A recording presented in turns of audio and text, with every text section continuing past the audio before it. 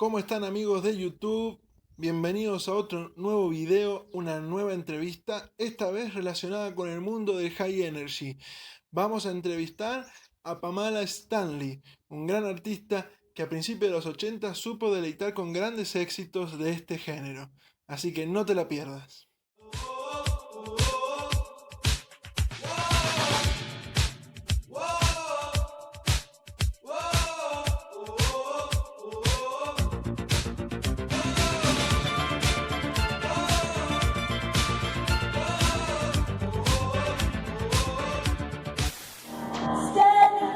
In the shadow too long.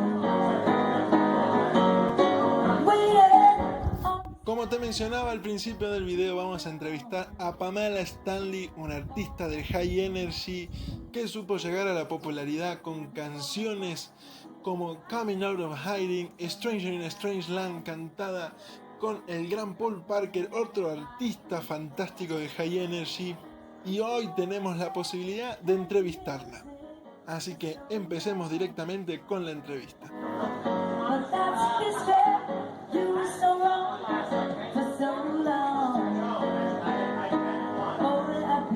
Happy New Year. I'm giving this interview early January of 2021. So 2020's over. What a year we had. And now it's a bright new future for everyone. I just want to say Happy New Year again. And hi, Argentina. And I want to thank Latoro for having me on his wonderful show. Thank you for playing my music. I'm still here. I'm still here after all these years.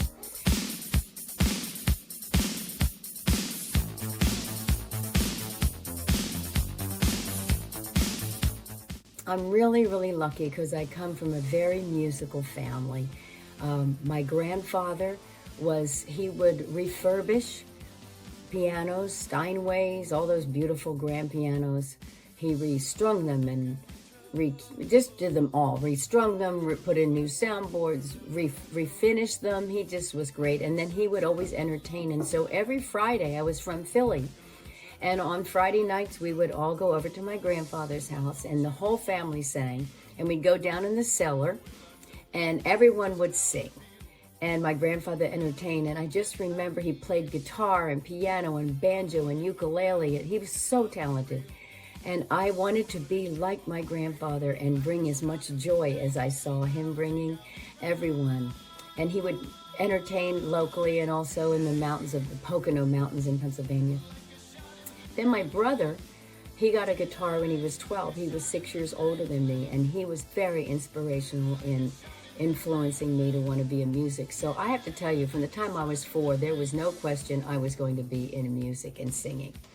And then when I got older, I moved to California and was offered a trip to New York. And I went to New York on the trip and fell in love with the city and decided I wanted to move to New York to be a Broadway singer. But I had taught myself piano so I could play piano and sing. And so in order to make ends meet, while I was auditioning for the plays, I played piano bars. And I was working on West 46th Street. West 46th Street in New York City at a club called Brothers and Sisters. And this group came in. They were from Germany, and there was a guy from Paris that they wanted him to play, and they asked if they could use my piano. I said sure. So when I got up for my break, I sat with that group, and it turned out to be producers from Germany. And so they offered me a recording contract. They took me out to breakfast that night afterwards and said, "We really like you. We want to take you to Europe and make you a white Donna Summer." And at the time, I had also been auditioning for Broadway plays, and I had made it into the finals of Evita that was going to open in about 6 months. So I didn't know if I was going to get Evita or not. I was in the last, there was 5 girls left. And so I thought to myself, well, if I don't get the play, then what I'll do is I'll go to Europe. And what happened was they picked Patti LuPone, and she got the play, and I got on a plane, Lufthansa, and went on to Europe. And I recorded in Berlin, and I stayed there off and on for 2 years, and I made my first album. and it was picked up by EMI America, and the rest was history. So from 1978 on, I've been in the dance world and loved every bit of it and never looked back, never thought of Broadway again. And that's how I actually got started in the music industry. And then it was really great because the A&R guys from the record labels, they always booked me in these great clubs, and so I became a very big club act along with my records. So it worked very well for me. And my favorite song of all the ones I've recorded, there's so many, but I really love, of course I love Coming Out of Hiding the most. It was my biggest hit. I never expected it to go worldwide. We had produced this. I was married to a man named Frank Mindero, and we produced this record together. And the first one we produced was I Don't Want to Talk About It, which I didn't know was going to go to number 13 on all the charts, and it was very huge. In fact, I Don't Want to Talk About It is more famous in Mexico than Coming Out of Hiding. So anyway, I didn't even realize when I did Coming Out of Hiding, I just wanted it to be perfect, and I wasn't going to stop until I got it just right. And so I would take the mix that we had and I would go to discotheques, and we would test it out in the discotheques. And if it didn't sound quite right, then I would take it back into the studio and remix it or fix a part that I didn't feel worked right. So we finished that song, and that ended up being my biggest hit worldwide, still going to this day. I love it that the people send me they're in a discotheque and my video comes up and they still send it to me. And to think that it came out the end of 83, but it really was famous in 84. To think that it's been around that long and it's still quite famous. I really appreciate that. You know, I don't remember the exact discotheque, but we happened to be booked. I think it was at Backstreet down in Fort Lauderdale, and Bob Miro and Maria Miro. Bob was the biggest DJ in the country at that time. He is. In fact, I just talked to him yesterday. He's back in it like me. So anyway, they introduced us to Paul, and I was booked with Paul. And the minute we met, we just fell musically in love. And our voices blended so well together that we absolutely loved singing together. And then people loved us together, and they started booking us all around the country together. So anyway, Paul and I decided we wanted to record, and Paul's an excellent writer. So he lives outside of San Francisco. So I would go out there and we would record, and oh my gosh, we did a lot of songs that you've never even heard. But my favorite song we did, which came out, was Stranger in a Strange Land. I loved singing. Actually, I loved running around in circles too, but Stranger in a Strange Land, it had this great harmony. And Paul, let me tell you something, drop dead gorgeous and the most wonderful person. He is as kind as he is beautiful. So Paul and I had a wonderful time together, a wonderful career, and we still talk to this day. If I could go back to the 80s, would I change anything? I wouldn't. You know what I would change? When I really think about it, I would put out more music.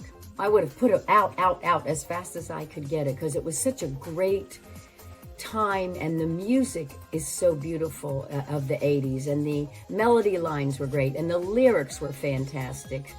So I would have just put out more music, because I couldn't have worked anymore. I literally worked completely through the 80s. I mean, I've never stopped working, but as far as the travel and the disco world, that I would have done that. You know, in every era there is great music and there's not so great music. But I will tell you that there is some wonderful, wonderful artists out today. I mean, I just learned a Dua Lipa song the other day. I do Lady Gaga. I do Ariana Grande. There's some just fantastic artists out there. And as far as the music go, I would say a lot of it is wonderful. It's much more pristine now. I think it's lost some of its romance. And I think the lyrically, I don't think people put as much thought into lyrically as what they used to. I think the songs were more romantic in the 80s. And so I wish that sometimes it feels like they just put words together that rhyme. It's harder to memorize the words because they don't necessarily make sense. But rhythmically it's fantastic, and musically they have great stuff going. I liked a little live. When I made my records, I did half digital, and then I always brought in live musicians. I love to have the human feel also on my records. But I think current music, some of it is just amazing, and then some of it I could do without. I would say that.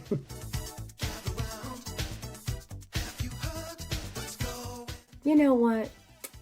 I loved when we were all booked. I've been booked with so many people, the Weather Girls and Linda Clifford and Stephanie Mills and the Pointers, you know, all those people that we would all get booked. A lot of us would be in these huge, there would be like 3 to 7 acts that would come in, and we'd all get to hang out together. I missed that part. I missed the camaraderie of being with the other artists. I do miss the romance of the 80s. I don't know, it was a very happy time, and I think we were more naive. And sometimes naivety is we should cherish that. We should cherish that. But I guess that's what I miss most about the 80s is the travel around and the people that I would see. I also loved the way we dressed. It was crazy, and I miss my big hair.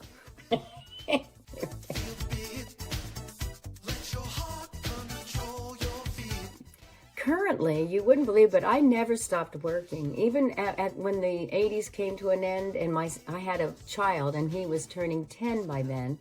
And in 94, I decided that it was time that I stay put. So I was living in South Florida at the time, and I stayed in South Florida, but I did jazz and blues, and I did a lot of live band work, and then I still did my disco stuff. I would travel on the weekends, or I did lots of cruise ships. But currently, right now, I have made my musical home in a beach town called Rehoboth Beach, Delaware, and that's Rehoboth, Rehoboth Beach, Delaware. And I play at a fantastic club called The Pines. And it's a higher end, beautiful club, and you can eat dinner there, and I do shows there, and I work 4 nights a week in the summer, and I work 3 nights during the winter. But then also I still travel. I still do private parties. I do concerts. I haven't done cruise ships, well, because of what's going on. But I still do all my, not as much travel. I stay home more. But I work constantly, never stop. I love what I do, and once you tell me I sing terrible, then maybe I'll retire. But I'm going to keep going until I sound like, you know what I'm saying? I love it.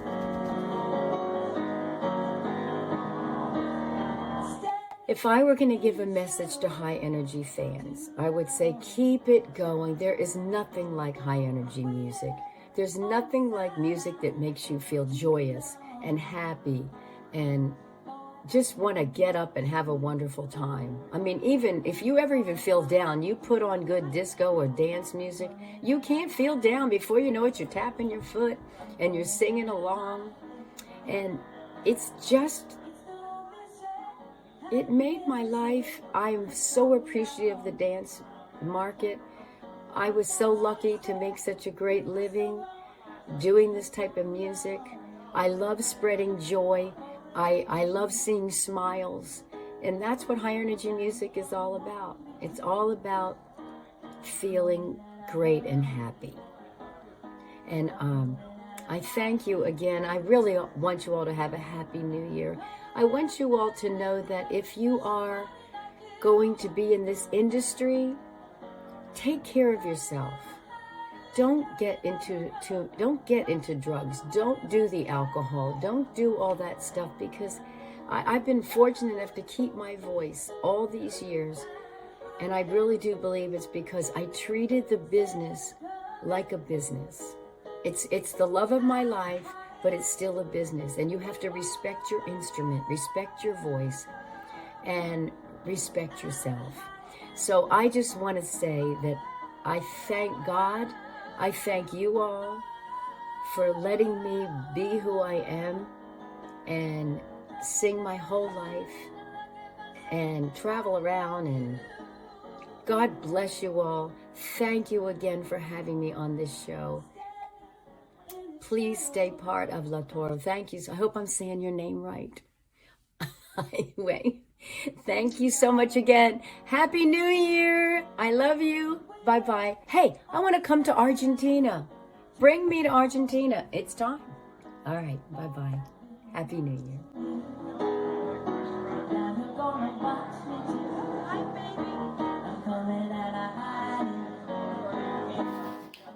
Antes de finalizar con la entrevista, quiero agradecerle a Pamela Stanley por su tiempo brindado. Espero que te haya gustado la entrevista que acabas de ver en este video. Te recuerdo también que si no estás suscrito al canal, puedes hacerlo en este momento haciendo clic en el botón que está abajo de este video, así no te perdés ninguna de las novedades que voy a estar subiendo. Más entrevistas, más biografías y mucho más. Déjame en comentarios qué te pareció la entrevista y qué canciones de Pamela te gustan. Obviamente Coming Out of Hiding es un gran hit, también me gusta la participación que tuvo con Paul Parker, es una gran cantante que aún sigue manteniendo una voz espectacular, así que se puede disfrutar aún así en este 2021. Un abrazo grande a todos los fans de la música de los 80s y 90s y nos vemos en un próximo video. Chau chau.